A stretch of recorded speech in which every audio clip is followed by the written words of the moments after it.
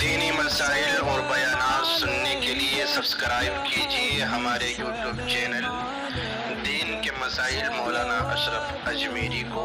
تاکہ ہر آنے والی ویڈیو آپ تک آسانی سے۔ السلام علیکم ورحمۃ اللہ وبرکاتہ۔ اگر کسی شخص کی جماعت سے ایک رکعت چھوٹ گئی یا 2 رکعت چھوٹ گئی یا 3 رکعت چھوٹ گئی تو یہ اپنی بقیہ چھوٹی ہوئی رکعتوں کو امام کے سلام پھیرنے کے بعد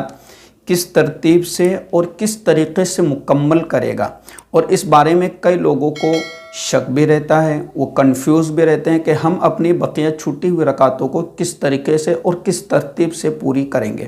تو مسئلے کو سمجھتے جائیے اور دھیان سے سنتے جائیے، آپ کے تمام اشکالات اور شکوک اور شبہات، یعنی جتنے بھی آپ کے ذہن میں سوالات پیدا ہوتے ہیں وہ تمام کے تمام دور ہو جائیں گے انشاءاللہ۔ دیکھیے، اگر کسی شخص کی ایک رکعت چھوٹ گئی، مثلا کوئی شخص امام صاحب کے ساتھ دوسری رکعت میں شریک ہوا، دوسری رکعت میں شامل ہوا، تو جب امام صاحب مکمل اپنی نماز کر لیں گے، سلام پھیر دیں گے، اس وقت جس شخص کی ایک رکعت چھوٹ چکی تھی وہ کھڑا ہوگا، اور کھڑے ہونے کے بعد اسے سب سے پہلے سبحانک اللہم و بحمدک و تبارک اسمک یہ مکمل پڑھنا ہے۔ اس کے بعد جو ہے اسے اعوذ باللہ بسم اللہ اور پھر سورہ فاتحہ اور سورت ملا کر اپنا قاعدہ اخیرہ کر کے وہ نماز مکمل کر لے گا۔ یہ تو ہو گئی بات اس شخص کی کہ جس کی ایک رکعت چھوٹی تھی، ٹھیک ہے۔ نمبر 2، کسی شخص کی 2 رکعتیں چھوٹ گئی تو ظاہر سی بات ہے یہ اپنی 2 رکعتیں مکمل کر لے گا، لیکن جب پہلی رکعت جب کھڑا ہوگا امام صاحب کے سلام پھیرنے کے بعد تو وہی ترتیب رکھے گا کہ اسے سبحانک اللہم و بحمدک پڑھنا ہے، پھر سورت اور سورہ فاتحہ اور سورت اسے ملانا ہے۔ اور دوسری رکعت میں بھی کہ جس شخص کی 2 رکعتیں چھوٹی ہے اور دوسری رکعت جو اس کی چھوٹ گئی تھی اس میں بھی اسے سورہ فاتحہ اور اس کے بعد اسے سورت ملا کر اپنی 2 رکعتیں چھوٹی ہوئی مکمل کر لینا ہے۔ اب وہ شخص تیسرا کہ جس کی 3 رکعتیں امام صاحب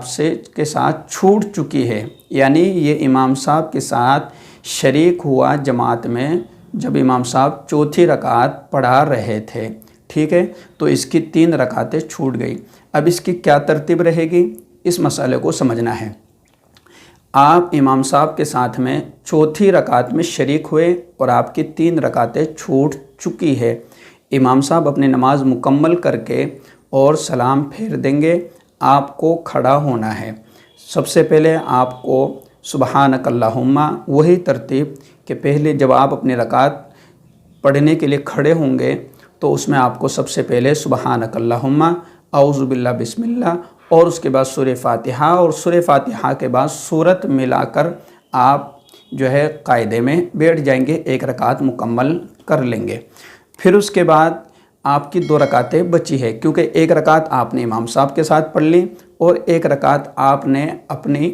پڑھی ہے امام صاحب کے ساتھ سلام پھیرنے کے بعد۔ اب آپ کی 2 رکعتیں بچ گئیں، آپ قاعدے میں بیٹھے ہیں، قاعدے سے آپ کھڑے ہوں گے اور کھڑے ہونے کے بعد آپ نے بغیر ثنا پڑھے ہوئے سورہ فاتحہ پڑھنا ہے اور سورہ فاتحہ پڑھنے کے بعد سورت پڑھنا ہے۔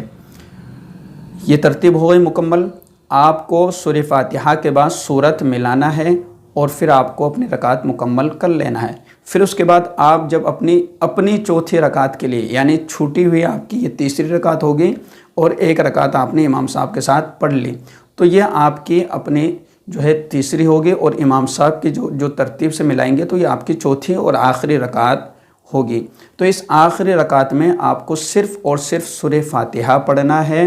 اور سورت نہیں ملانا ہے۔ تو ترتیب آپ کو سمجھ میں آ گئی ہوگی۔ پہلے والے جس کی ایک رکعت چھوٹی ہے تو ثنا اور سورہ فاتحہ اور سورہ فاتحہ کے بعد سورت ملا کر اپنی نماز مکمل کر لے گا۔ جس شخص کی 2 رکعتیں چھوٹی ہے تو وہ شخص جس کی 2 رکعتیں چھوٹی ہے تو وہ اپنی 2 رکعتوں میں دونوں میں سورہ فاتحہ کے ساتھ سورت بھی ملائے گا۔ تیسرا وہ شخص کہ جس کی 3 رکعتیں چھوٹی ہیں تو 3 رکعتوں کے چھوٹنے کی بنیاد پر ایک رکعت پڑھے گا، اس میں ثنا پڑھے گا، سورہ فاتحہ اور سورہ فاتحہ کے بعد سورت ملا کر اپنی رکعت مکمل کر کے اور پھر اس کے بعد قاعدہ کرے گا، یعنی تشہد کے لیے بیٹھے گا، التحیات للہ والصلوات والطیبات، یہ مکمل کر کے پھر کھڑا ہوگا اور کھڑے ہونے کے بعد اسے جو ہے سورہ فاتحہ پڑھنی ہے۔ سورہ فاتحہ کے بعد اسے سورت ملا کر اپنی یہ رکعت مکمل کرنا ہے۔ اس رکعت کے مکمل کرنے کے بعد یہ اپنی چوتھی رکعت مکمل کرے گا، لیکن اپنی چوتھی رکعت میں صرف اسے سورہ فاتحہ پڑھنا ہے، اسے سورت نہیں ملانا ہے۔ یہ ترتیب آپ کو اچھے سے سمجھ میں آ گئی ہوگی۔ السلام علیکم ورحمۃ اللہ وبرکاتہ۔